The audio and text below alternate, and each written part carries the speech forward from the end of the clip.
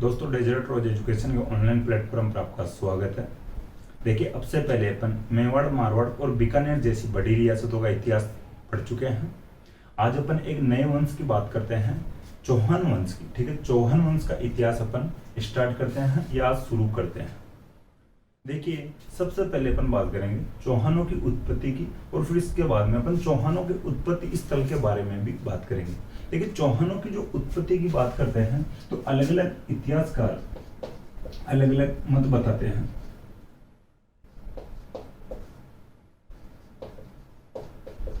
ठीक है, अलग अलग इतिहासकार हैं जो चौहानों की उत्पत्ति के बारे में अलग अलग मत देते हैं या अलग अलग जो बात बताते हैं। ठीक है, तो कोई इनको बताता है अग्निकुंड, यानी अग्निकुंड से इनकी उत्पत्ति बताता है, कोई इनको सूर्यवंशी बताता है, कोई इनको चंद्रवंशी बताता है, कोई इनको विदेशी बताता है।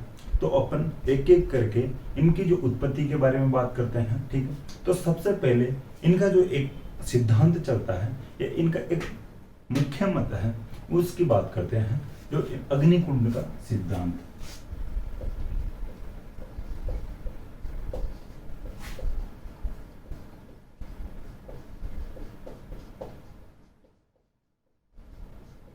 देखिए, अपन चौहानों का जब इतिहास पढ़ते हैं तो पृथ्वीराज चौहान की बात सबसे ऊपर आती है। ठीक है, किसी न किसी रूप में अपन पृथ्वीराज चौहान को एक उच्च स्तर देते हैं या ठीक है, या उनको ज्यादा इंपॉर्टेंस देते हैं। हालांकि और भी चौहान जो शासक हुए थे उनको भी यानी स्थान दिया जाता है इतिहास की दृष्टि से, लेकिन जो पृथ्वीराज चौहान है उनको कुछ ज्यादा ही या उनको कुछ बड़े स्तर पर यानी स्थान दिया गया है। ठीक, तो अपन बात करते हैं इन चौहानों की उत्पत्ति की बात करते हैं। ठीक है, तो इनका जो मत है यह इतिहासकार बताते हैं कि भाई इनकी जो उत्पत्ति है अग्निकुंड से हुई है।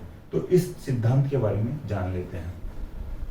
देखिए, जो यह सिद्धांत है चंद्रबरदाई की एक पुस्तक है पृथ्वीराज रासो, तो पृथ्वीराज रासो में दिया गया है।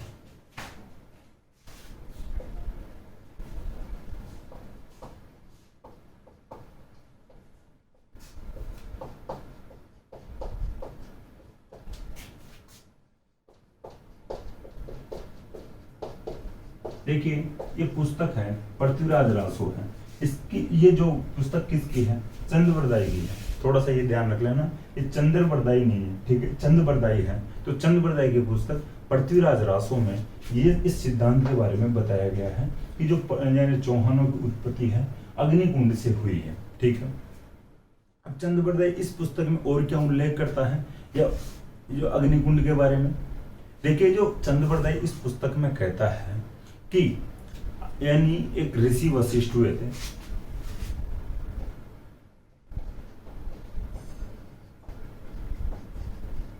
ठीक है, ऋषि वशिष्ठ हुए थे। तो ऋषि वशिष्ठ के यानी वो आबू पर्वत पर थे। ठीक है, किसी जमाने में ऋषि वशिष्ठ हुए थे और वो आबू पर्वत पर यज्ञ करते थे, ये यज्ञ कर रहे थे।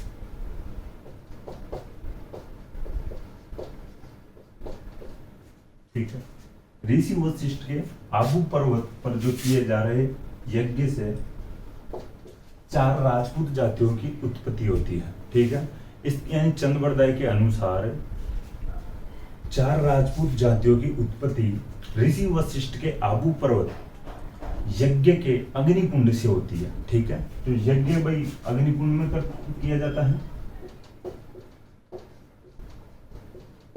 ठीक है, जो यज्ञ किया जाता है, जो हवन किया जाता है, वो अग्नि कुंड में किया जाता है। तो चंद्रबरदाई कहता है पृथ्वीराज रासो में, या पृथ्वीराज रासो में उल्लेख करता है कि आबू पर्वत के ऋषि वशिष्ठ द्वारा किए जाने वाले यज्ञ के अग्निकुंड से 4 राजपूत जातियों की उत्पत्ति होती है।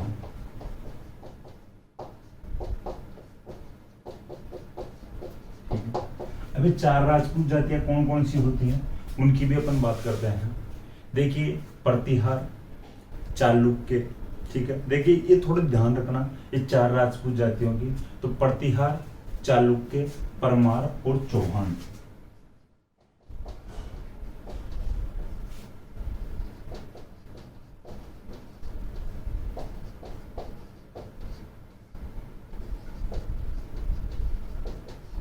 ठीक है।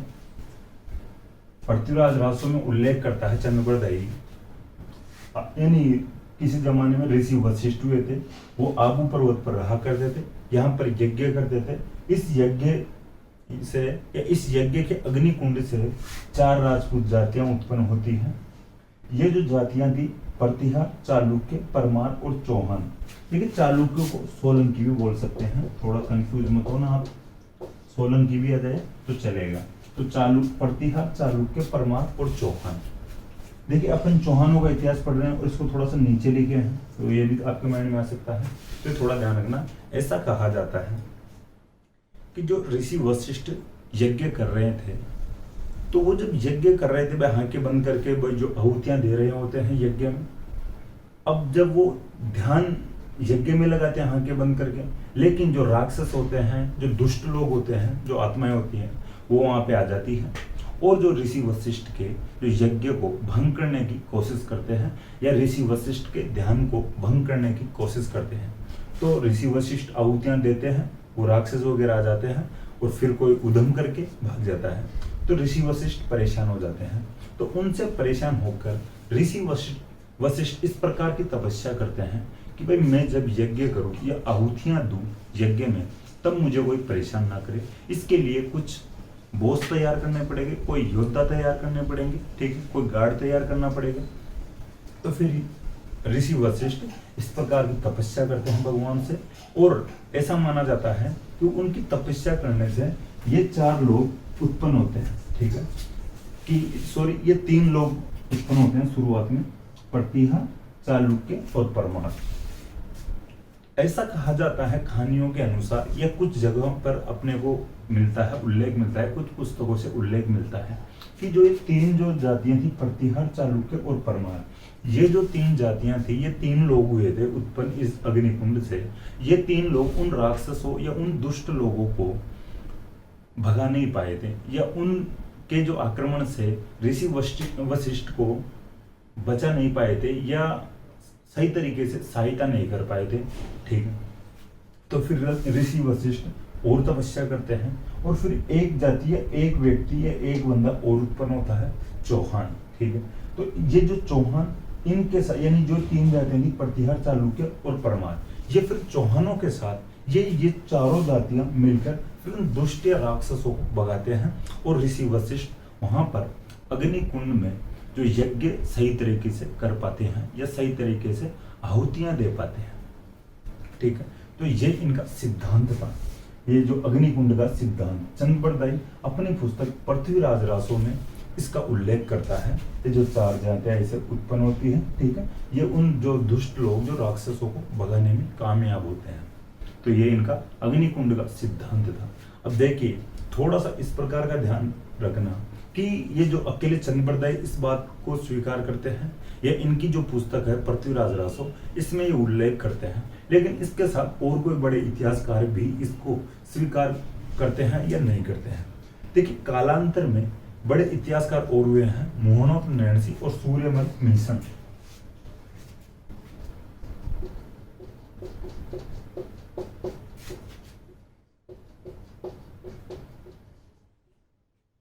ये सूर्यमल मिशन है, ये बूंदी के थे, और इनका भी थोड़ा नाम ध्यान रख लेना। जिस प्रकार से ये चंद्रप्रदायी का बताया हूं, चंद्रप्रदायी न होके चंद्रप्रदायी ही इनका नाम है। ये सूर्यमल मिश्रण नहीं है, ठीक है, मिश्रण नहीं है वो मिक्स वाला, ये मिश्रण है, ठीक है, सूर्यमल मिश्रण जो बूंदी के थे। तो मोहनोत नैणसी और सूर्यमल मिश्रण ने भी कालांतर में इस सिद्धांत को स्वीकार किया है, ठीक है। मोहनोत नैणसी और सूर्यमल मिश्रण ने भी चंद्रप्रदायी की जो पृथ्वीराज रासो पुस्तक में जो उल्लेख किया गया था उसको स्वीकार किया था, ठीक है। ये थोड़ा ध्यान रखना। अब आगे बात करते हैं अपन कि और क्या क्या सिद्धांत है इनके उत्पत्ति के बारे में, लेकिन इससे पहले थोड़ा सा बात ये भी कर लेते, इसके विपक्ष में भी कर लेते, अग्निकुंड के सिद्धांत के विपक्ष में भी थोड़ी बात करने की कोशिश करें। देखिए आज जो विज्ञान का युग है, साइंस एरा है, ठीक है। देखिए वर्तमान में जो साइंस के युग में ये इस प्रकार के जो सिद्धांत होते हैं, इनको अपन ऑथेंटिक नहीं मान सकते। अपन कैसे मान सकते हैं कि एक बंदा आग में आहुतियां दे रहा है, एक यज्ञ में आहुतियां दे रहा है और वो 4 बंदे उत्पन्न कर दे। अगर ऐसे ही कोई तपस्या करने से और जो इस आग अग्नि से कोई बंदे उत्पन्न कर दे तो फिर तो लोगों की आवश्यकता ही नहीं है। जो कहीं पर जो सेनाओं की आवश्यकता पड़ती है, युद्धों में बॉर्डर पर सेनाओं की आवश्यकता पड़ती है, वहां पर भी इस प्रकार की जनता की आवश्यकता नहीं है। किसी भी बंदे को बैठा दे, भाई तू यहाँ पर, किसी भी बाबा जी को बैठा दे, तू यहाँ पर आहुतियां दे और बंदे उत्पन्न कर, ठीक है।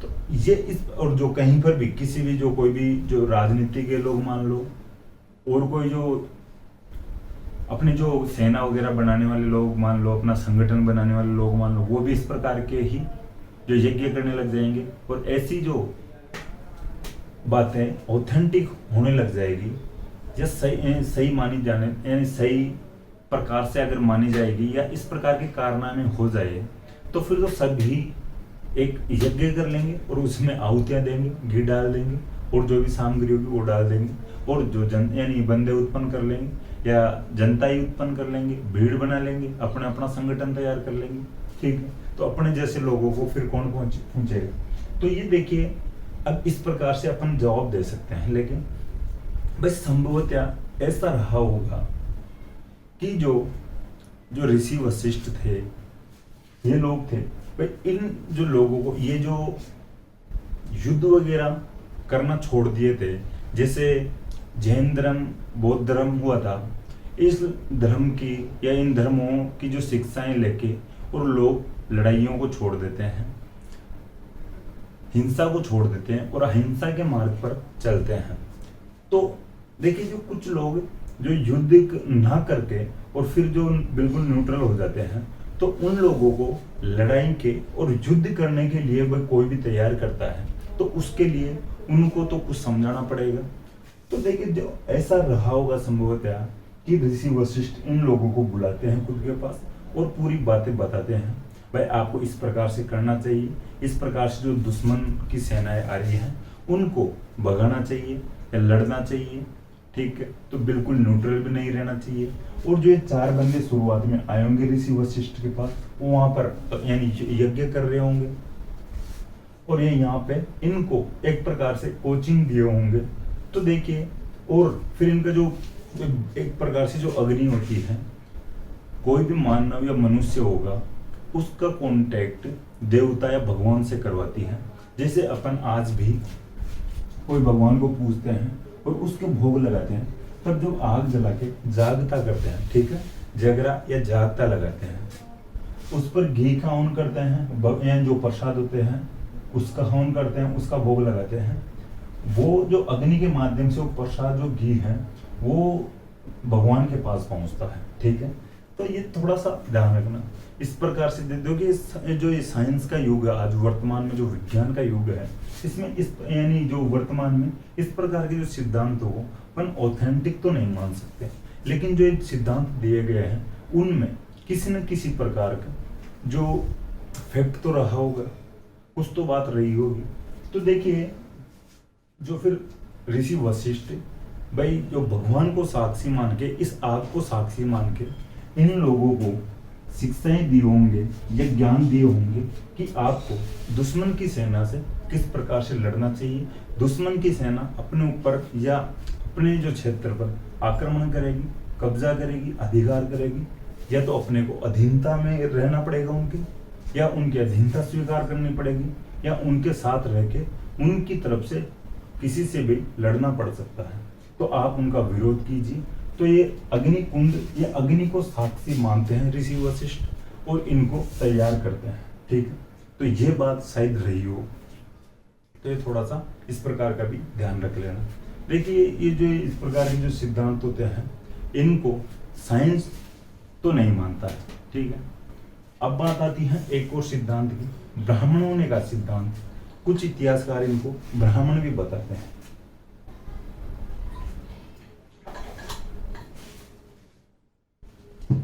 ये बात हुई है अग्निकुंड की, अग्निकुंड के सिद्धांत की। पृथ्वीराज रासो जो पुस्तक है चंद्रवर्दाय की, इसमें उल्लेख है कि ऋषि वशिष्ठ हुए थे किसी समय में, वो आबू पर्वत पर यज्ञ कर रहे थे।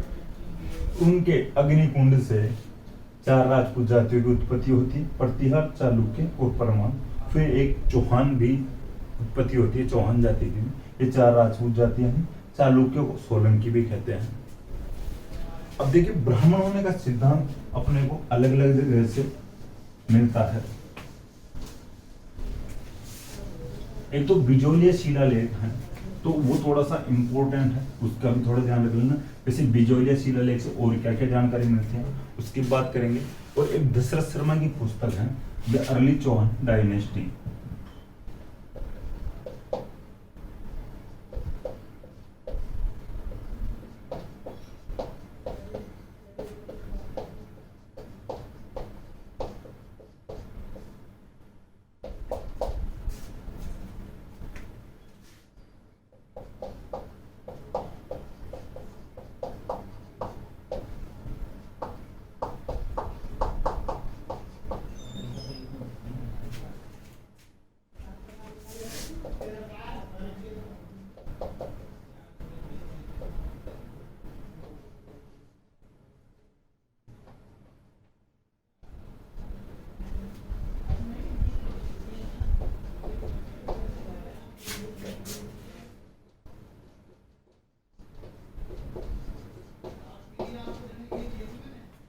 एक जगह से और बात करेंगे ब्राह्मण होने का सिद्धांत की, ठीक है।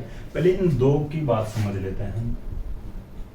देखिए, बिजोलिया शिलालेख में उल्लेख मिलता है कि जो ये चौहान थे ये ब्राह्मण थे, ठीक है।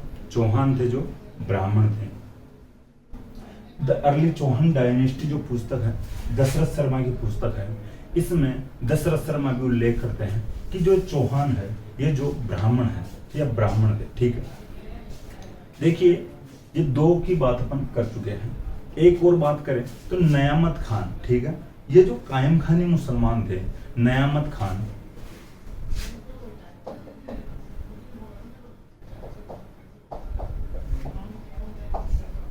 ठीक है। जो नयामत खान थे ये सिक्कर में एक ठिकाना पड़ता है फतेहपुर, तो फतेहपुर के नवाब थे, ठीक है। तो कायम खानी मुसलमान थे। तो ये जो नयामत खान थे ये भी चौहानों को ब्राह्मण बताते हैं, ठीक है। देखिए, जो नयामत खान की जो एक पुस्तक है, देखिए ये कवि जान के नाम से ये अपनी रचनाएं लिखते थे, ठीक है। कवि जान के नाम से यानी अपनी रचनाएं लिखते थे। और जो नयामत खान है जो ये कायम खानी मुसलमान थे। कायम खानी मुसलमानों की बात भी मैं आपको अभी समझाऊंगा। इनकी एक पुस्तक है कायम रासो। इस कायम रासो में ये उल्लेख करते हैं कि ये जो चौहान है ये ब्राह्मण है या ब्राह्मण थे। देखिए, अब मैं इस प्रकार के जो अदर फैक्ट थे भाई, ये फतेहपुर के नवाब थे, लेकिन आपको थोड़ा सा समझाने के लिए ये बातें हैं। आप ये सोचो कि यार ये इस प्रकार के फैक्ट क्यों बता रहा है। इस प्रकार के फैक्ट नहीं पूछ जाएंगे। नयामत खान कहाँ के नवाब थे, हो सकता है कि कोई ऑप्शन में देखने से आपको क्लियर हो जाए, ठीक है। लेकिन इस प्रकार के फैक्ट नहीं आएंगे। लेकिन हाँ, डायरेक्ट पूछ कायम रासो किसकी पुस्तक है, तो नयामत खान की पुस्तक है। इसमें ये उल्लेख करते हैं कि चौहान ब्राह्मण थे। अब बात एक और थोड़ी सी बताऊं इनकी, जो कायम खानी मुसलमान वाली। जो कायम खानी मुसलमान है ये चौहानों से ही निकली हुई एक शाखा है, ठीक है। जो कायम खानी मुसलमान है ये चौहानों से ही निकली हुई एक शाखा है। देखिए, जो ददरेवा में गोगा इन चूरू में एक ददरेवा नामक ठिकाना है, वहां पर गोगा जी चौहान का मंदिर भी है। गोगा जी का मंदिर भी है। गोगा जी चौहान थे, ठीक है। जो ददरेवा ठिकाना है, ठीक है, यहाँ का एक बंदा था करमसी, ठीक है। करमसी, तो ये चौहान था, ददरेवा का सामंत था करमसी। देखिए, जो ये करमसी था ये आगे चलकर इस्लाम स्वीकार कर लेता है, ठीक है। तो आगे चलकर जो करमसी था ये इस्लाम स्वीकार कर लेता है। अब ये इसका नाम रखता है, ये नाम बदल कर रखता है कायम खान। और यहाँ से ये जो कायम खानी शाखा इसकी शुरुआत होती है, ठीक है। यहाँ से कायम खानी शाखा की शुरुआत होती है। तो इनमें से ही निकलकर जो आगे ये फतेहपुर साइड आते हैं, जो लोग आते हैं कायम खानी मुसलमान, ठीक है। इनमें से एक था नयामत खान, जो फतेहपुर का नवाब था। ठीक है, फतेहपुर सिक्कर में ठिकाना पड़ता है।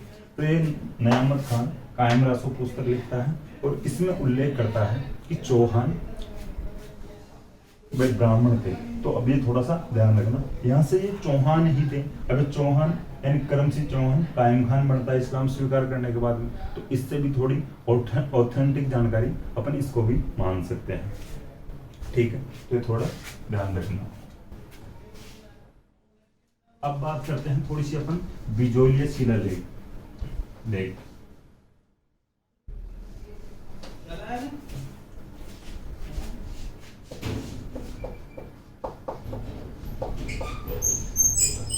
ठीक है, बिजोलिया शिलालेख के बारे में थोड़ी सी अदर जानकारी भी रख लेना ध्यान।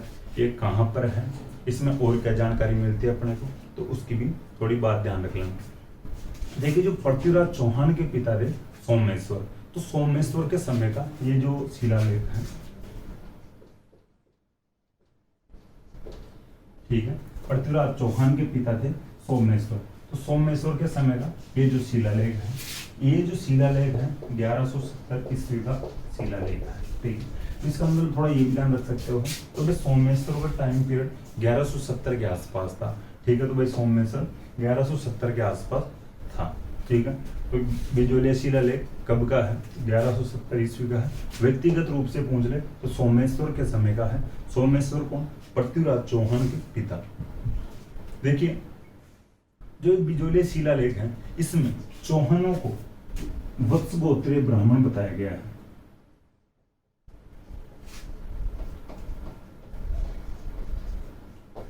ठीक है, इसमें इनका गोत्र तक बताया गया है। ठीक है, गोत्र भी बताया गया है कि जो चौहान थे ये वत्स गोत्रीय ब्राह्मण थे। ठीक है, अब क्वेश्चन बनेगा चौहानों को वत्स गोत्रीय ब्राह्मण किस शिलालेख में बताया गया है, तो बिजोलिया शिलालेख में बताया गया। कब का है, पृथ्वीराज चौहान के पिता सोमेश्वर के समय का है। कौन सी ईस्वी का है, 1170 ईस्वी का है। देखिए, थोड़ी सी ये भी ध्यान रख लेना, जो इसको कौन तो खोदता है इस अभिलेख को या शिलालेख को, और कौन इसको जो प्रशस्तिकार रहता है। देखिए, जो इसका प्रशस्तिकार था वो था गुणभद्र। ठीक है, और गोविंद इसको खोदने वाला था।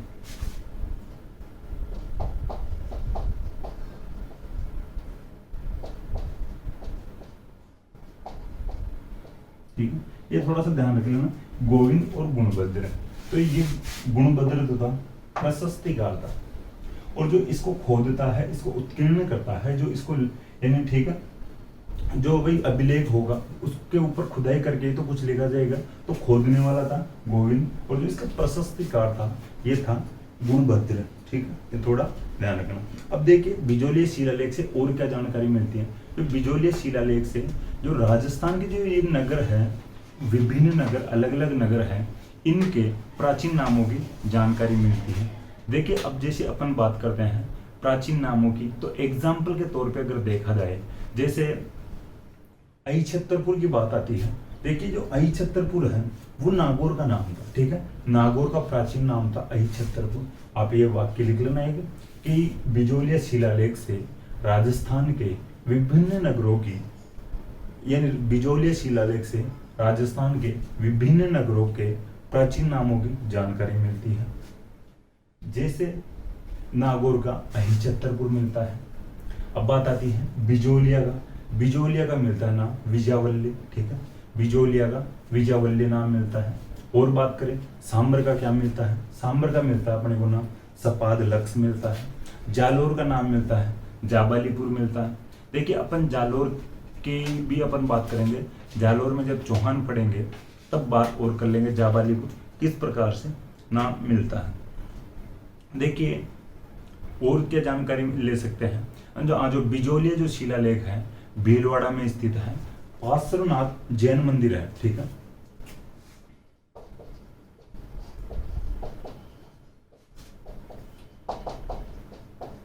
ये थोड़ा सा फैक्ट ध्यान रख लेना, जो बिजोलिया में एक मंदिर है पार्श्वनाथ जैन मंदिर है, दिगंबर जैन मंदिर है, बिजोलिया भीलवाड़ा में है। बिजोलिया में एक दिगंबर जैन मंदिर है, पार्श्वनाथ जी जैन मंदिर। यहाँ पर ये जो अभिलेख है लगा हुआ है, ठीक है। तो ये थोड़ा ध्यान रख लेना भाई। आप डायरेक्ट क्वेश्चन ये पूछ सकते हैं भाई ये कहाँ पर लगा हुआ है, तो बिजोलिया के पार्श्वनाथ जैन मंदिर में ये जो अभिलेख है लगा हुआ 1170 ईस्वी का है।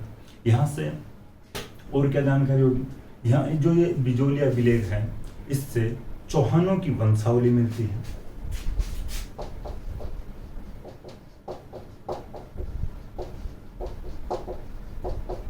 अब वंशावली की बात करें, वंशावली क्या होती है, वंशावली में ये मिलेगा ये इस समय ये राजा है, फिर इसके बाद में ये राजा बना है, इसके बाद में ये राजा बना है। तो इस प्रकार से एक राजा से फिर जो अंतिम जहां तक का ये लिखा हुआ है सोमेश्वर के समय का लिखा हुआ है, तो जो सोमेश्वर से पिछले राजा और सोमेश्वर तक की जानकारी यहाँ पर मिल सकती है। ये जो वंशावली है जो यहाँ पर मिल सकती है। देखिए जो विग्रहराज चतुर्थ है, ठीक है, इस अभिलेख में कहा गया है या उल्लेख मिलता है कि जो विग्रहराज चतुर्थ है उसने दिल्ली जीत ली है, ठीक है। यानी विग्रहराज चतुर्थ के दिल्ली जीतने की जानकारी कौन सा अभिलेख देता है, तो बिजोलिया शिलालेख अपने को यह जानकारी देता है। विग्रहराज चतुर्थ के द्वारा दिल्ली जीतने की जानकारी बिजोलिया शिलालेख से मिलती है। देखिए इतनी जानकारी अपने को बिजोलिया शिलालेख देता है, इसलिए बिजोलिया शिलालेख एग्जाम की दृष्टि से तो बहुत ही इंपॉर्टेंट है, ठीक है।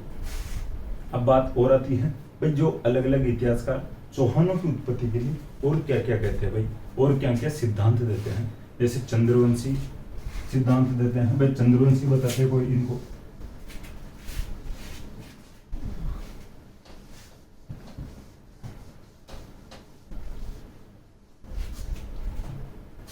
देखिए सूर्यवंशी, विदेशी और चंद्रवंशी।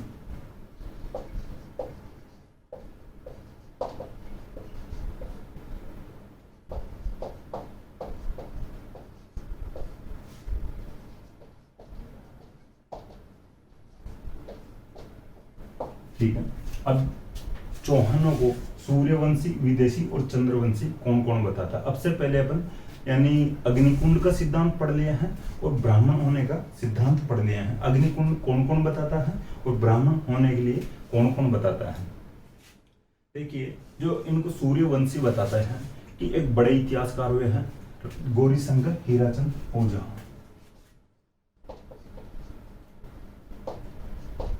पूरा नाम लिखना चाहो तो लिख लेना, गौरीशंकर हीराचंद ओझा, ठीक है, बड़े इतिहासकार हुए हैं। तो ये कहते हैं कि भाई ये चंद्रवंशी सूर्यवंशी है, ठीक है, सूर्यवंशी इनको गौरीशंकर हीराचंद ओझा बताते हैं।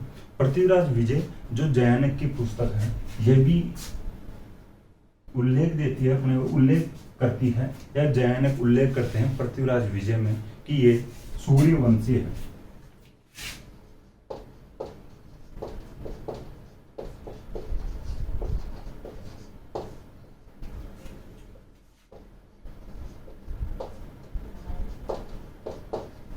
एक पुस्तक है हम्मीर महाकाव्य, तो ये पुस्तक भी ऐसा उल्लेख करती है कि भाई ये सूर्यवंशी है, ठीक है, हम्मीर महाकाव्य। और एक पुस्तक हम्मीर रासो भी आप लिख सकते हो, हम्मीर महाकाव्य और हम्मीर रासो है, ये भी इनको सूर्यवंशी बताती है, ठीक है। पृथ्वीराज विजय, हम्मीर महाकाव्य, हम्मीर रासो इनको सूर्यवंशी बताती है।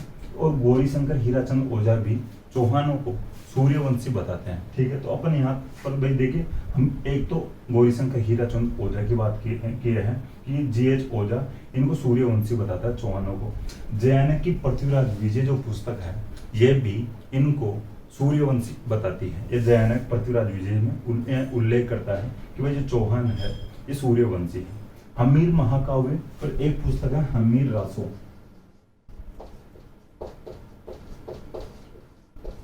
ठीक, रणथंभौर और हम्मीर, ठीक है, जो रणथंभौर और हम्मीर पे आधारित जो पुस्तकें हैं, ठीक है, तो थोड़ा ध्यान रखना। तो इन पुस्तकों में भी इनको सूर्यवंशी बताया गया है चौहानों को। तो सूर्यवंशी होने का सिद्धांत कौन कौन बताता है, सूर्यवंशी होने का उल्लेख कौन कौन करता है, तो गौरीशंकर हीराचंद ओझा करता है। पृथ्वीराज विजय जो जयानक की पुस्तक है यह उल्लेख करती है। हम्मीर महाकाव्य उल्लेख करता है, हम्मीर रासो उल्लेख करता है, ठीक है।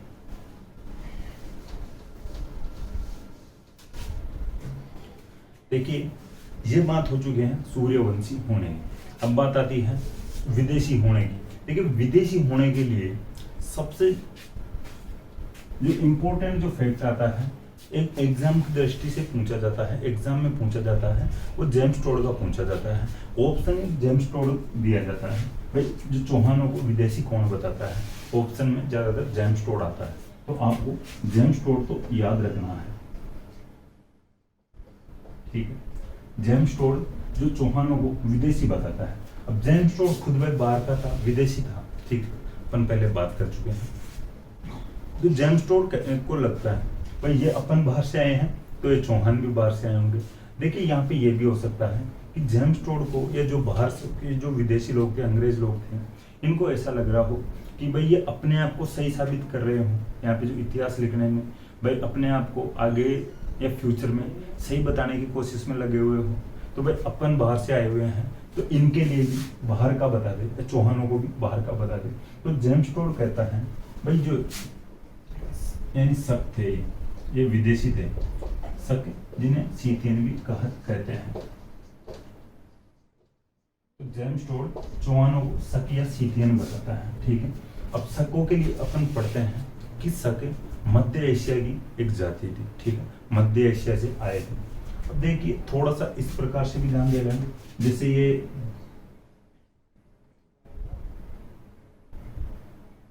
ये जैसे इंडिया है, ठीक है। अब देखिए उस समय तो ये तो बॉर्डर था नहीं, आज अपन वाघा बॉर्डर को मानते हैं, यानी वाघा बॉर्डर को अपनी जो सीमा मानते हैं, लेकिन उस समय वाघा बॉर्डर थोड़ी नहीं था।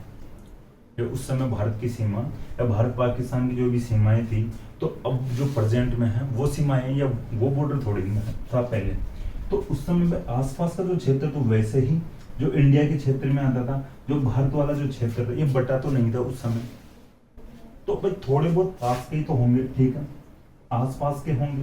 तो ये जो यहाँ से यहाँ देखो, एक तो यहाँ से यहाँ पर आए और एक यहाँ से यहाँ पर आए, तो यहाँ पर बहुत जल्दी जैसे अपन अपना मकान है जहाँ पर अपन रह रहे हैं, तो एक तो आज एक मकान से दूसरे मकान में जाए, लेकिन जो उस समय जब तक अपना बंटवारा नहीं हुआ था, तो उसकी बाउंड्री बहुत दूर तक हुआ करती थी। तो पहले और आज की जो बॉर्डर है उनमें बहुत अंतर है, ठीक है। जैसे मान लो सक यहाँ के हो सकते थे और आज यहाँ से यहाँ आने में बहुत टाइम लगे, लेकिन यहाँ से यहाँ आने में तो ज्यादा टाइम थोड़ी लग सकता है, यहाँ से यहाँ तो आके जा सकते हैं, ठीक है। तो ये थोड़ा सा सीमा विवाद भी हो सकता है, इनको समझने में सीमा भी बहुत बड़ा मैटर करती है, ठीक है। तो जेम्स टोड इनको कहता है या इन चौहानों के लिए कि भाई ये मध्य एशिया के थे या शक थे, ठीक। शक या सीथियन बताता, आपको ये ध्यान रखना है जेम्स टोड। अब कालांतर में जेम्स टोड के इस सिद्धांत को और लोग भी स्वीकार करते हैं। एक इतिहासकार हुए हैं इसमें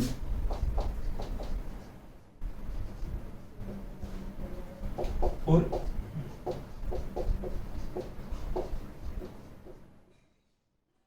ठीक है, एक विलियम क्रू। देखिए ऐसा कहा जाता है भाई एक ये संगठन है, ये संगठन था विलियम क्रू, जो जेम्स टोड की जीवनी लिखने वाला एक संगठन था, ठीक है। तो विलियम क्रू और स्मिथ ने जेम्स टोड की इस सिद्धांत को स्वीकार किया है कि भाई ये विदेशी थे, ठीक है। तो आपको तो जेम्स टोड के लिए तो मुख्यतः ध्यान ही रखना है भाई चौहानों को विदेशी कौन बताता है, तो जेम्स टोड चौहानों को विदेशी बताता है, ठीक है। अब बात आती है एक जो चंद्रवंशी होने की, भाई इनको चंद्रवंशी कौन बताता है।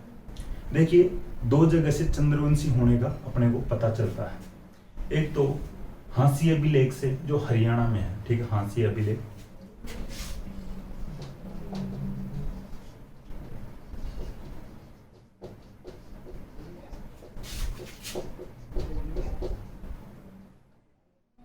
ठीक है, HR का मतलब हरियाणा है, तो हांसी का अभिलेख है जो हरियाणा में लगा हुआ है। तो यहाँ से हांसी अभिलेख में उल्लेख मिलता है कि जो चौहान चंद्रवंशी है, ठीक है। देखिए जो हांसी का अभिलेख है जो पृथ्वीराज द्वितीय के समय का लगा हुआ है, ठीक है, पृथ्वीराज सेकंड या पृथ्वीराज द्वितीय के समय का जो हांसी का अभिलेख लगा हुआ है। एक जो और अभिलेख है अचलेश्वर अभिलेख, जो आबू पर्वत पर लगा हुआ है, आबू में लगा हुआ है।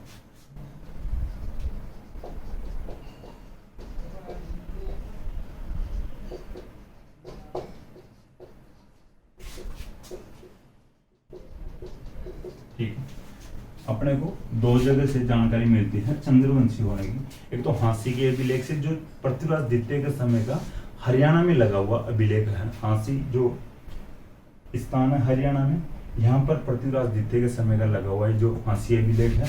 इसमें जानकारी मिलती है या उल्लेख मिलता है कि जो चौहान चंद्रवंशी थे। और एक अभिलेख है अचलेश्वर अभिलेख जो आबू में लगा हुआ है। इस अभिलेख से जानकारी मिलती है कि चौहान चंद्रवंशी थे। ठीक है, अब बात आती है आगे एक अभिलेख की और बात कर लेते हैं, विग्रहराज चतुर्थ अभिलेख।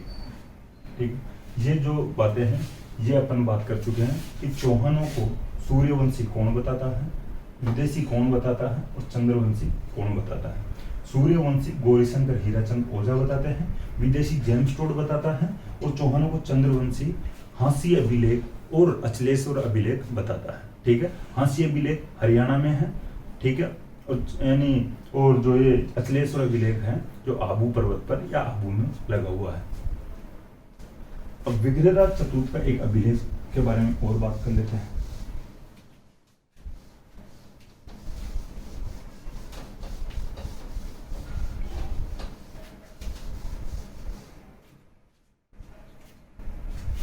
देखिए, जो विग्रहराज चतुर्थ का जो अभिलेख है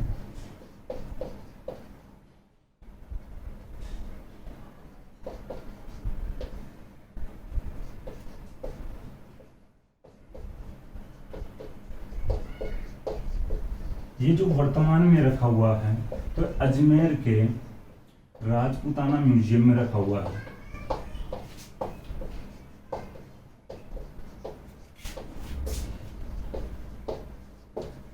ठीक है, अजमेर के राजपूताना म्यूजियम में रखा हुआ है विग्रहराज चतुर्थ का अभिलेख। देखिए, जो अजमेर का जो राजपूताना म्यूजियम है राजस्थान का प्रथम म्यूजियम है। ठीक है, ये जो बिल्डिंग है राजपूताना म्यूजियम की, इस बिल्डिंग को अकबर तैयार करवाता है। अकबर का किला कहते थे इसको। ठीक है, अकबर इस बिल्डिंग को तैयार करवाता है, इस किले का निर्माण अकबर करवाता है। अकबर का किला कहा जाता था ये।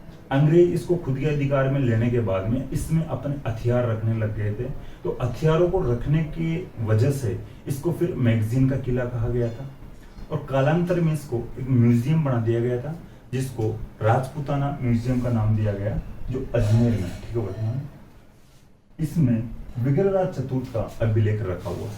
ठीक, थोड़ा ध्यान रखना, मैगजीन का किला, अकबर का किला, इसकी भी थोड़ी सी ध्यान रख लेना किसको क्या कहते हैं। अजमेर में तो तारागढ़ किला है, ये मैगजीन वाला किला था जो अलग है, जो वर्तमान में राजपूताना म्यूजियम के नाम से जाना जाता है।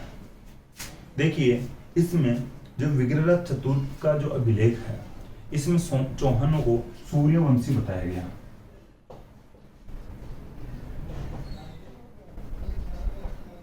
ठीक, चौहानों को सूर्यवंशी बताया गया।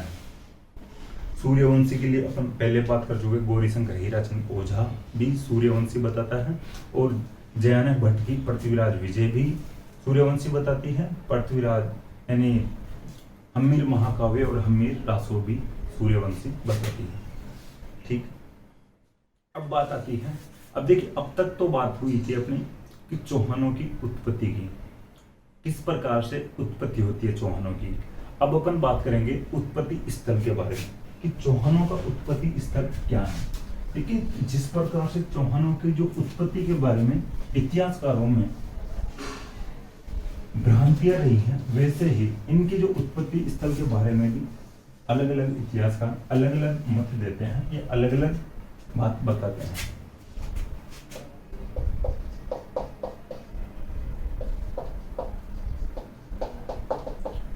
अब ये अलग अलग माइंड लगाते हैं इतिहासकार, भाई इस क्षेत्र में रहे होंगे, उस क्षेत्र में रहे होंगे, तो इनकी राजधानी अपन अलग अलग करते हैं। ठीक है, जैसे अपन अभी बात करेंगे, तो कुछ इतिहासकार इनको अनंत प्रदेश में इनकी उत्पत्ति स्थल बताते हैं।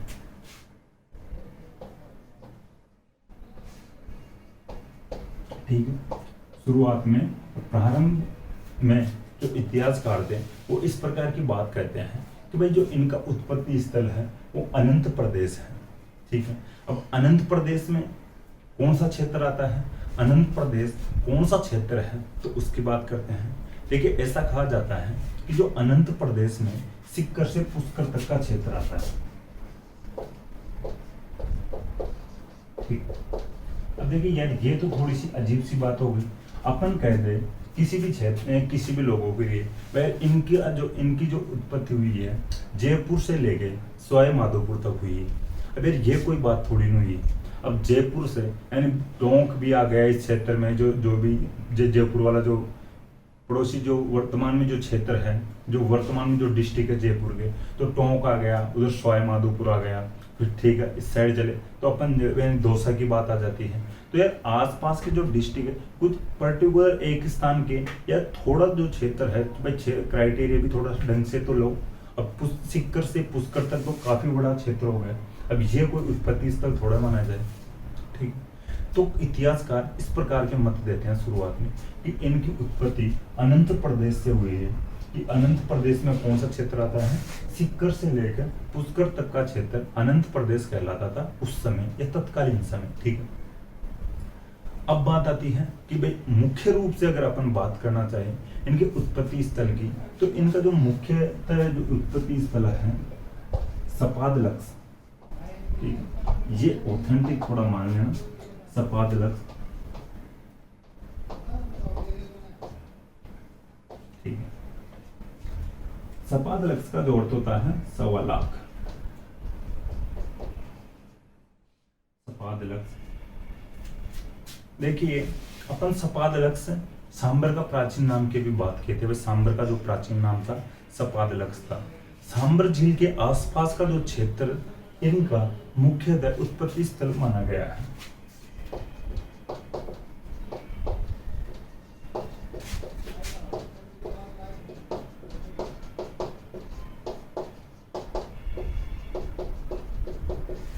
ठीक है, इनका जो मुख्यतः उत्पत्ति स्थल माना गया है सांबर झील के आसपास का क्षेत्र जो सपादलक्स के नाम से जाना जाता था, ठीक है। तो ये इनका मुख्यतः उत्पत्ति स्थल माना गया है। हालांकि कुछ इतिहासकारों ने अनंत प्रदेश बताया था जिसमें सिक्कर से पुष्कर तक का क्षेत्र आता था, ठीक है। तो उत्पत्ति स्थल के बारे में थोड़ा ध्यान रखना।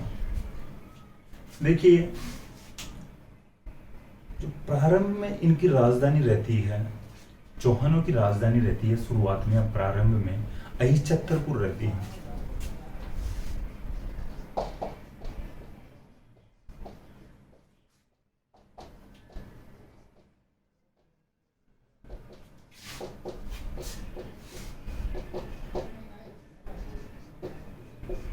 अहिछत्रपुर उस समय में या तत्कालीन समय में नागौर का प्राचीन नाम था, ठीक है। नागौर का प्राचीन नाम अहिछत्रपुर मिलता है अपने को। तो चौहानों की प्रारंभ में राजधानी रहती है अहिछत्रपुर, जो नागौर को कहा जाता था, ठीक है। बाद में जो इनकी राजधानी बन जाती है सांबर बन जाती है।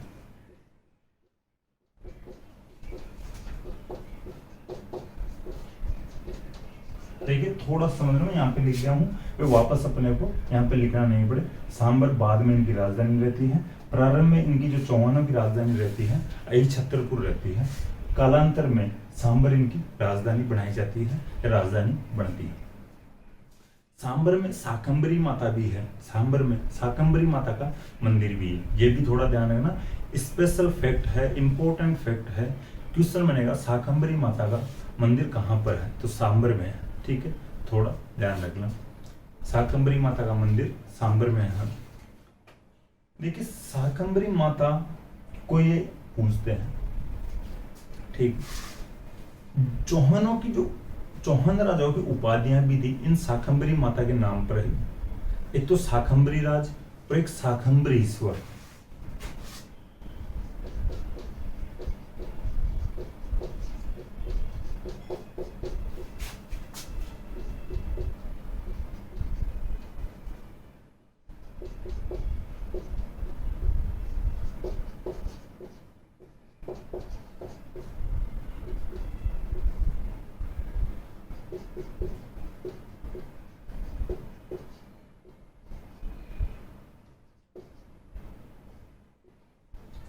ठीक है, चौहान राजाओं की उपाधियां रही थी शाकंभरी माता के कारण शाकंभरीश्वर और शाकंभरी राज, दो उपाधियां रही थी। ठीक है। अब देखिए यहां तक बात हो चुकी है, इनके जो उत्पत्ति के जो सिद्धांत पड़े हैं उनकी बात हो चुकी है, और जो इनकी उत्पत्ति स्थल है, इनका जो उत्पत्ति स्थल रहा है उसकी भी बात अपन कर चुके हैं। तो ये थोड़ा ध्यान रखना। अब अपन बात करेंगे आगे राजाओं की। एक दो राजा जो शुरुआत के जो राजा रहे थे उनकी आज बात कर लेते हैं। जो बड़े राजा हैं उनकी बात कल करेंगे, कल से शुरू करेंगे। इनका जो एक देखिए थोड़ा सा और ध्यान रख लेना, एक फैक्ट और ध्यान रख लेना। जो रामकरण आसोपा एक इतिहासकार हुए थे,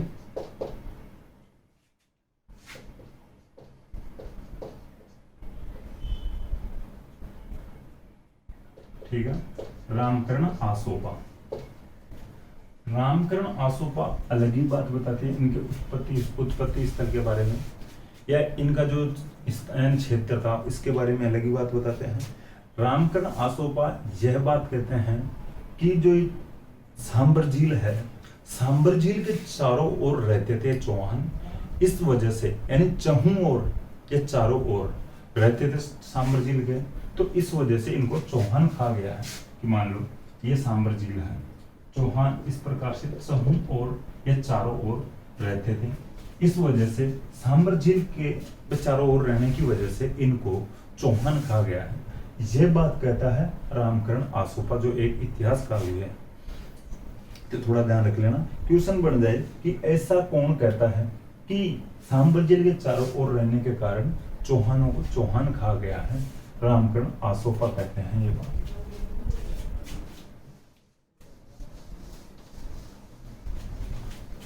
अब इनके जो राजा की बात करते हैं, जो शुरुआत में राजा कौन बनता है चौहानों को, तो वासुदेव की बात करते हैं। देखिए एक फैक्ट अपन भूल रहे थे, उसका थोड़ा ध्यान रख लेना। चौहान राजा जो वासुदेव था उसने सांबर झील का निर्माण करवाया था। ये थोड़ा जो बिजोलिया शिलालेख के बारे में अपन छोड़ दिए थे फैक्ट, बिजोलिया शिलालेख में ऐड कर लेना। तो बिजोलिया शिलालेख में उल्लेख मिलता है कि चौहान राजा वासुदेव ने सांबर झील का निर्माण करवाया था। ठीक है, ठीक, ये थोड़ा स्पेशल ध्यान रख लेना। किस अभिलेख में उल्लेख मिलता है कि चौहान राजा वासुदेव ने सांबर झील का निर्माण करवाया। अब बात आती है वासुदेव की, एक एक करके अपन अब चौहानों के जो राजा पढ़ लेते हैं।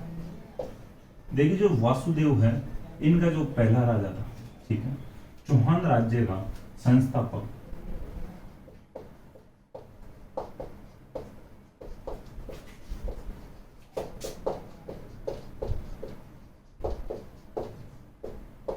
ठीक है, वासुदेव चौहान राज्य का संस्थापक था।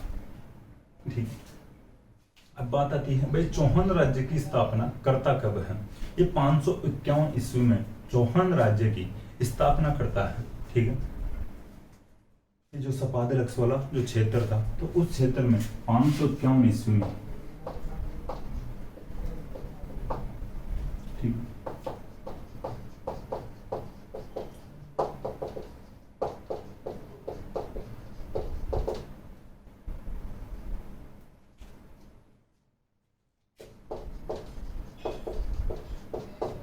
इसको स्टार्टिंग में यहाँ पे लिखना चाहिए था भाई, आप लिख लेना। स्थापना लगा के 551 ईस्वी में सपादलक्स वाले क्षेत्र में चौहान वंश की स्थापना करता है वासुदेव। ठीक है, चौहान राज्य का संस्थापक वासुदेव, 551 ईस्वी में सपादलक्स वाले क्षेत्र में चौहान राज्य की स्थापना करता है वासुदेव। ठीक, देखिए जो ये जानकारी मिलती है संस्थापक और स्थापना की, ठीक है, भाई जो संस्थापक कौन था, स्थापना करता है, इसकी जानकारी मिलती है। एक राजशेखर की पुस्तक है प्रबंध कोश, ठीक है,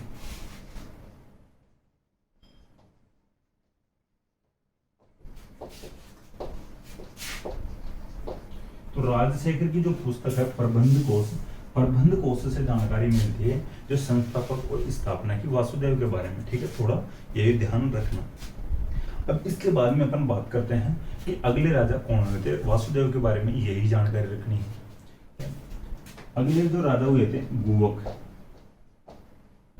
ठीक, गुवक के बारे में एक जो फैक्ट एग्जाम में भी ज्यादा बार पूछा जाता है और हर टीचर भी बताने की कोशिश करेगा। तो गुहक के द्वारा एक मंदिर का निर्माण करवाया गया था, ठीक है। तो ये थोड़ा सा ध्यान रखना। जो ये देखिए, चौहानों का जो प्रथम स्वतंत्र राजा रहता है, ठीक है, जो गुहक था ये स्वतंत्र राजा रहता है चौहान वंश का।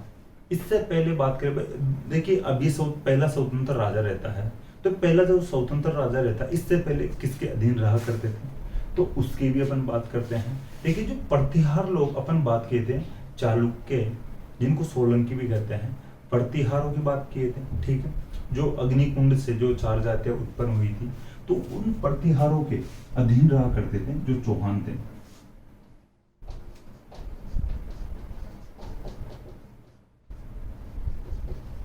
अब लिख लेना, गुहक के आगे चौहान राज्य का या चौहानों का प्रथम स्वतंत्र राजा गुहक रहता है या गुहक था। इससे पहले यानी गुहक से पहले के जो शासक थे वो पहले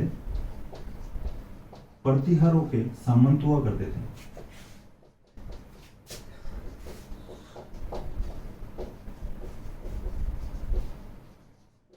या सीधा सा लिख लेना कि जो इससे पहले प्रतिहारों के अधीन रहा करते थे ये।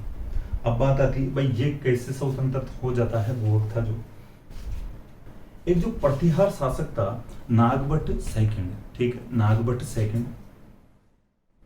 देखिए जो नागभट्ट सेकंड इसको उपाधि देता है वीर की, गुहक को एक उपाधि देता है वीर की।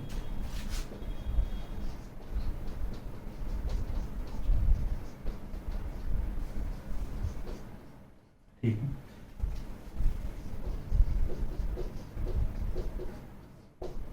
ये प्रतिहार राजा था नागभट्ट सेकंड। तो नागभट्ट सेकंड गुहक को वीर की उपाधि देता है, भाई यार तू तो बड़ा वीर है, योद्धा है। अब जब गुहक को ऐसा लगा कि यार जब ये अपना जो राजा है नागभट्ट सेकंड है, यही अपने को योद्धा मानता है, यही अपने को वीर बता रहा है, तो क्यों ना अपन हकीकत में वीरता दिखा दे, क्यों ना अपन इससे अलग ही हो जाए। और ये अपने आप को एक स्वतंत्र राजा घोषित करता है गुहक, ठीक है। तो ध्यान रखना, चौहान राज्य का, चौहानों का प्रथम स्वतंत्र राजा था गुहक, ठीक है। इससे पहले ये प्रतिहारों के अधीन हुआ करते थे या प्रतिहारों के सामंत हुआ करते थे, ठीक है। जो वीर की उपाधि दी थी ये नागभट्ट सेकंड ने दी थी, जो प्रतिहार शासक था नागभट्ट सेकंड ने गुहक को वीर की उपाधि दी थी, ठीक है। तो ये ध्यान रखना। देखिए गुहक की एक अन्य उपाधि की भी बात कर सकते हैं अपन, जो वीर की उपाधि तो नागभट्ट सेकंड ने दी थी। गुहक की एक उपाधि थी हर्षराय, ठीक है। हर्षराय, राय का अर्थ होता है राजा।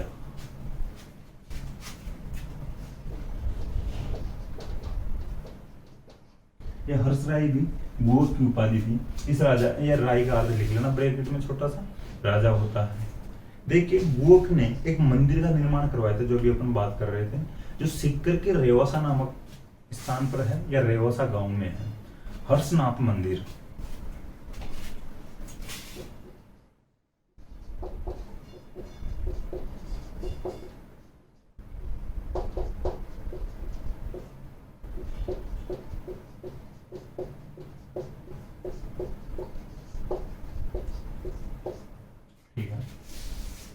चौहान राजा गुहक ने रेवासा सीकर में हर्षनाथ मंदिर का निर्माण करवाया था।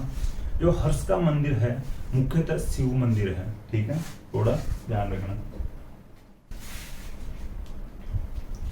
देखिए जो शिव मंदिर है हर्ष, जो अपन बात करते हैं एक लोक देवी पढ़ते हैं जीर्ण माता, तो ऐसा कहा जाता है जो हर्ष था जीर्ण माता का भाई था, ठीक है।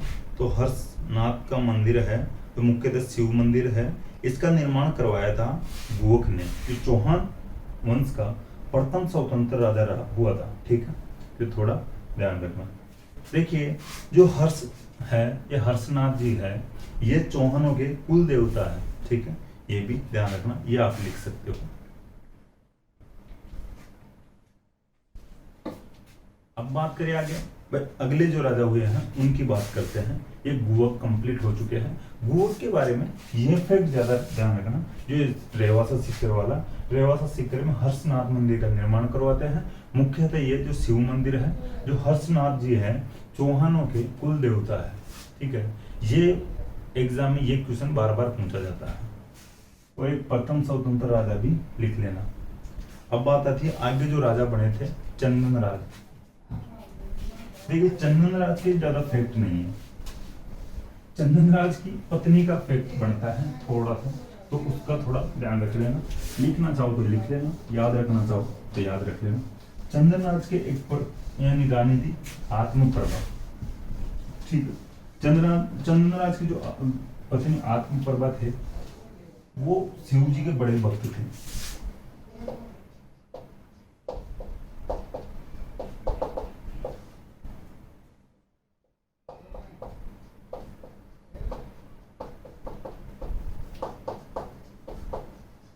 ठीक है, शिव जी के बड़े भक्त थे ये जो आत्मप्रभा थी। जो शिव भक्त होने के कारण इसको रुद्राणी भी कहते थे।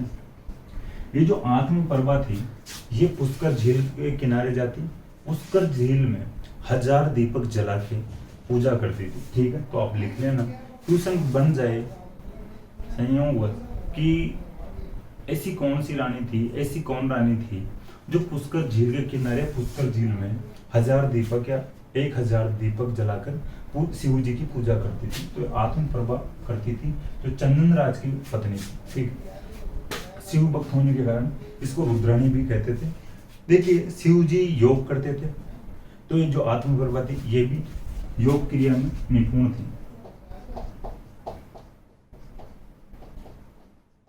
ठीक है, योग क्रियाएं करती थी ये जो आत्मप्रभा, शिव जी की भक्त थी। पुष्कर झील में 1000 दीपक जलाकर पूजा करती थी। ठीक है, ये बात हो चुकी है। देखिए योग वाली ये थोड़ा ध्यान रखना ना, तो शिव जी भी योग करते थे, तो ये भी योग करती थी, योग क्रिया में निपुण थी। और शिव जी को रुद्र कहते हैं, शिव जी का रौद्र रूप रहता है। ठीक है, उसी के अकॉर्डिंग इसको रुद्राणी भी कहते थे। ये पत्नी थी चंदन राज की। इसके बाद हम बात करते हैं वाकपति राजा। अगले राजा बने थे वाकपति राज।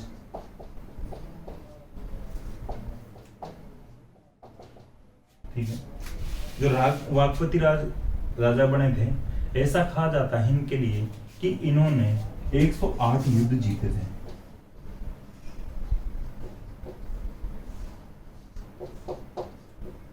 ठीक है, वाकपति राज के लिए ऐसा कहा जाता है कि इन्होंने 108 युद्ध जीते थे। 108 युद्धों का विजेता कहा जाता है वाकपति राज को। क्वेश्चन बन जाए कि 108 युद्धों का विजेता किस राजा को कहा जाता है? वाकपति राज को कहा जाता है। इसके बारे में एक ही फैक्ट है। इसके एक बेटे के बारे में थोड़ी सी मैं आपको बताऊं। वैसे अपन नाडोल पढ़ेंगे, नाडोल के चौहान पढ़ेंगे, तब बात कर लेंगे।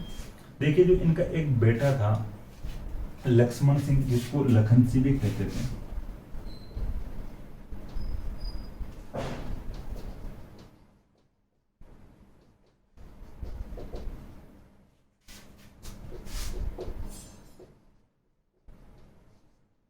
ठीक है, वाकपति राज का बेटा लक्ष्मण सिंह था, इसको लखन सिंह भी कहते थे।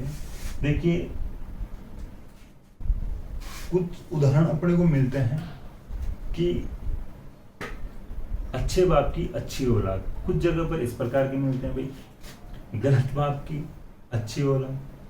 और कभी कभी औलाद ऐसी हो जाती है, बच्चे ऐसे हो जाते हैं, यानी जो पेरेंट्स अच्छे होते हैं और औलाद या बच्चे गलत हो जाते हैं। ठीक है, लेकिन जैसे जो 108 युद्ध जीतता है वाकपति राज, ऐसा ही योद्धा लक्ष्मण सिंह था। ऐसा यानी अच्छे बाप की अच्छी औलाद थी एक प्रकार से लक्ष्मण सिंह, लखन सिंह। ये देखिए जिस प्रकार से बीका मारवाड़ छोड़कर बीकानेर की साइड जाता है 1465 में,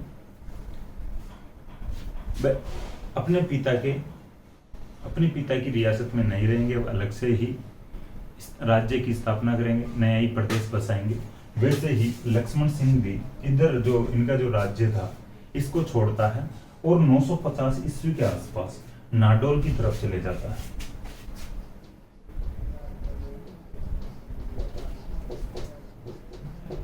ठीक है। नाडोल जो पाली में है, तो 950 ईस्वी के आसपास लक्ष्मण सिंह जो है ये चौहानों वाला जो क्षेत्र था, जो इनकी राजधानी वगैरह थी, जो सपाद सांबर वाला क्षेत्र, इसको छोड़कर नाडोल की तरफ जाता है। ठीक है, वाघपति राज इसका यानी पिता था लक्ष्मण सिंह का या लखन सिंह का। तो 950 में ये इस क्षेत्र को छोड़ के और नाडोल की तरफ जाता है और एक चौहान राज्य की स्थापना करता है। ठीक है, थोड़ा ध्यान रख लेना इसके बारे में। तो ये जो वाघपति राज के बारे में तो एक फैक्ट था, 108 युद्ध जीता है। एक फैक्ट इनके बेटे का था, हालांकि अपन नाडोल पढ़ेंगे तब और पढ़ देंगे, लेकिन नाडोल पढ़ेंगे तब अपने को थोड़ा सा आसान रहेगा समझने में। ठीक है, इसके बाद में एक राजा पढ़ते हैं, विग्रहराज द्वितीय।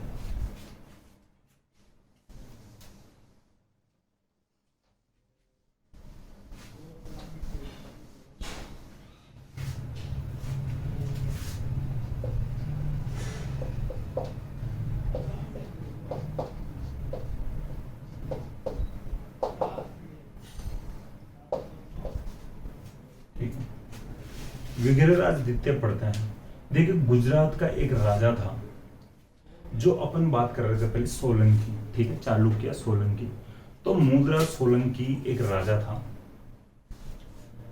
तो मूलराज सोलंकी को ये जो विग्रहराज यानी द्वितीय था, ये हराता है। देखिए, विग्रहराज नाम से चतुर्थ तक इंपॉर्टेंट राजा था, विग्रहराज चतुर्थ। तो थोड़ा सा कंफ्यूज हो सकते हो आप, विग्रहराज द्वितीय चतुर्थ। ठीक है, इस प्रकार से तो अपन बात कर रहे हैं विग्रहराज चतुर्थ की।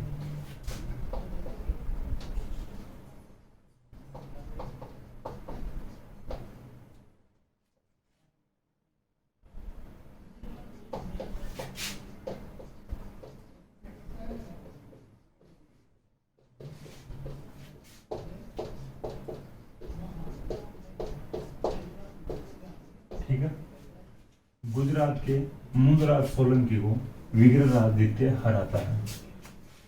ठीक है, देखिए, गुजरात का जो क्षेत्र है इसको बड़ौच या भरूच के नाम से जाना जाता है।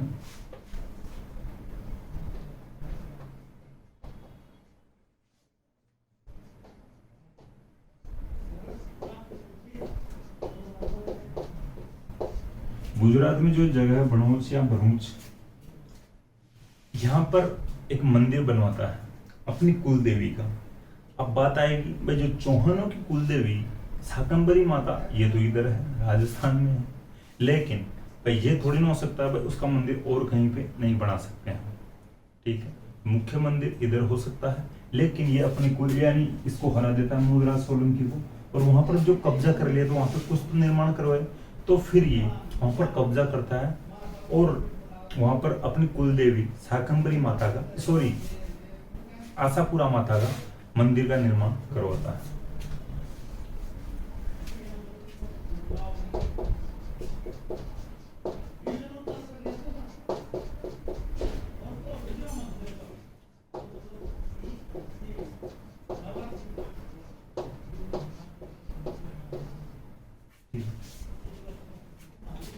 थोड़ा ध्यान रखना। देखिए, जो नाडोल में आशापुरा माता का मंदिर है, देखिए तो शाकंभरी माता वो अलग है, वो सांबर में है। ठीक है, ये जो थोड़ा अभी बोलने में गलती होगी तो आप भी थोड़ा सही करना, समझने की कोशिश करना। तो आशापुरा का माता, जो आशापुरा माता का मंदिर है, जो मुख्य मंदिर है, राजस्थान के नाडोल में है, पाली के नाडोल में है। ठीक है, तो नाडोल में भी है, और ये जो विग्रहराज द्वितीय आशापुरा माता का मंदिर इधर गुजरात के बड़ौच में भी बनवाता है। अब ये कुल देवी है। ठीक है, तो थोड़ा ध्यान रखना, ये इनकी चौहानों की कुल देवी है आशापुरा माता। तो कुल देवी का मंदिर बड़ौच में भी बनवाता है और इधर नाडोल में तो है ही। ठीक है, तो आप कंफ्यूज मत होना भाई, जो इन चौहानों की कुल देवी भाई गुजरात में है या नाडोल में है, तो अपने को नाडोल में करना है, लेकिन अपनी कुल देवी का मंदिर एक गुजरात में विग्रहराज द्वितीय बनवा देता है। ठीक, अब बात थोड़ी सी और कर लेते, एक राजा की और कर लेते हैं भी लास्ट में, गोविंद थर्ड की। ठीक है, गोविंद थर्ड की एक उपाधि थी वेरीगढ़।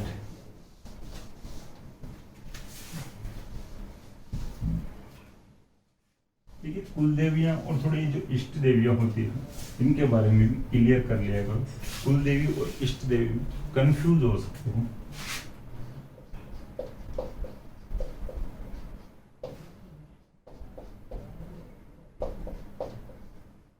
इसकी एक उपाधि थी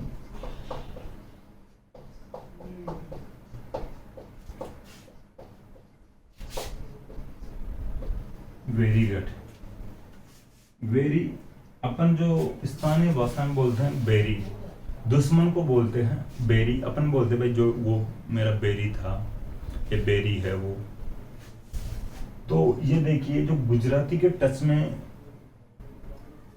रहता है या गुजराती वाला जो प्रभाव पड़ता है भाषा पर, वो वहां पर जो बोली में जो एक ब होता है ना, इसका व बोलते हैं।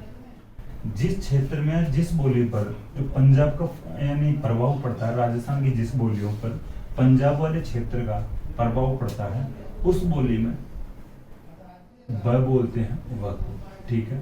गुजरात का फर्क पड़ता है जहां पर ब को व बोला जाता है, और जहां पर पंजाब का फर्क पड़ता है, पंजाबी भाषा का फर्क प्रभाव पड़ता है, वहां पर व को ब बोला जाता है। जैसे पंजाब वाले क्षेत्र में इस शब्द को बेरीगट बोले जाएगा, बे, ठीक है, बेरीगट बोला जाएगा। और गुजरात के जो प्रभाव वाले क्षेत्र में, गुजरात में इस शब्द यानी इसको बोला जाएगा वेरीगट। ठीक है। ये थोड़ा सा आपको समझाने के लिए है, थोड़ा ध्यान रख लेना। तो बेरी या वेरी का मतलब होता है शत्रु। तो गोविंद थर्ड की उपाधि थी शत्रुओं का संहार करने वाला। बेरीगट या वेरीगट का अर्थ होता है शत्रुओं का संहार करने वाला, शत्रुओं को नष्ट करने वाला। देखिए जो वेरीगट उपाधि है, जो अभी एक अपन बात कर रहे थे पुस्तक की, जयानक की जो पुस्तक है पृथ्वीराज विजय, तो जयानक की पुस्तक पृथ्वीराज विजय में वेरीगट उपाधि की जानकारी मिलती है कि गोविंद थर्ड की उपाधि थी वेरीगट। और जो इस उपाधि की जानकारी मिलती है जयानक की पुस्तक है पृथ्वीराज विजय में। ठीक है। तो ध्यान रखना कि वेरीगट उपाधि की जानकारी अपने को कहां से मिलती है, तो जयानक की पुस्तक पृथ्वीराज विजय से मिलती है। देखिए एक राइटर है, ठीक है, फरिश्ता नाम का जो राइटर हुआ है, उसने अपनी पुस्तकों में ऐसा उल्लेख किया है कि गोविंद थर्ड ने एक जो अफगानिस्तान के जो गजनी का जो शासक था, उसको मारवाड़ के क्षेत्र से आगे नहीं आने दिया था। ठीक है। इधर राजस्थान या भारत में एंट्री नहीं करने दी थी या आगे नहीं बढ़ने दिया था मारवाड़ के क्षेत्र से। यानी गजनी का शासक था, गजनी अफगानिस्तान में पड़ता है, गजनी का शासक था, वो आक्रमण करने के लिए इधर आता है, राजस्थान या भारत में जो आक्रमण करने के लिए आता है। लेकिन फरिश्ता ने उल्लेख किया है कि गोविंद थर्ड ने उस गजनी के शासक को मारवाड़ की सीमा से आगे बढ़ने नहीं दिया था। ठीक है। ये थोड़ा ध्यान रखना। तो इसका मतलब गोविंद थर्ड गजनी के शासक को भगाता है, मारवाड़ की सीमा से ही वापस भगा देता है। देखिए जो फरिश्ता है, इसकी एक पुस्तक है तारीख ए फरिश्ता। ये थोड़ा सा अदर फैक्ट है, लेकिन आप कोशिश करना, क्वेश्चन बन जाता है एग्जाम में। तारीख ए फरिश्ता किसकी पुस्तक है, तो फरिश्ता की पुस्तक है। देखिए अपन बहमनी साम्राज्य पढ़ते हैं मिडाइवल हिस्ट्री में, तो बहमनी साम्राज्य की स्थापना होती है, देखिए 1347 के आसपास बहमनी साम्राज्य, 1347 में बहमनी साम्राज्य की स्थापना होती है। और जो बहमनी साम्राज्य में एक बीजापुर नामक स्थान है, बीजापुर का जो संस्थापक रहता है इब्राहिम आदिल शाह है। ठीक है। इब्राहिम आदिल शाह का समकालीन था, ये जो फरिश्ता था, जो लेखक था, ये राइटर था, तो इब्राहिम आदिल शाह बीजापुर का संस्थापक रहता है। बहमनी साम्राज्य के अंतर्गत आता है बीजापुर। तो बहमनी साम्राज्य की स्थापना होती है 1347 में। तो जो बीजापुर के संस्थापक इब्राहिम आदिल शाह का जो समकालीन था फरिश्ता, तारीख ए फरिश्ता, उसकी एक पुस्तक है, थोड़ा सा ध्यान रख लेना। अदर फैक्ट है, इंपॉर्टेंट है बट एग्जाम की दृष्टि। ठीक है। तो फरिश्ता जानकारी देता है कि जो गोविंद III था गजनी के शासक को मारवाड़ की सीमा से आगे नहीं बढ़ने दिया था। देखिए आज की क्लास को अपन यहीं कंप्लीट करते हैं। आगे अब बड़े राजा हुए हैं, अपन आगे जो नेक्स्ट क्लास में अजमेर की स्थापना करवाते हैं, अजय राज पढ़ेंगे नेक्स्ट क्लास में, फर्स्ट राजा। ठीक है, तो थोड़ा ध्यान रखना, नेक्स्ट क्लास में फर्स्ट राजा पढ़ेंगे, अजय राज पढ़ेंगे। 1105 से 1135 तक उनका टाइम पीरियड रहा था। ठीक है, तो नेक्स्ट क्लास में मिलते हैं। Thank you.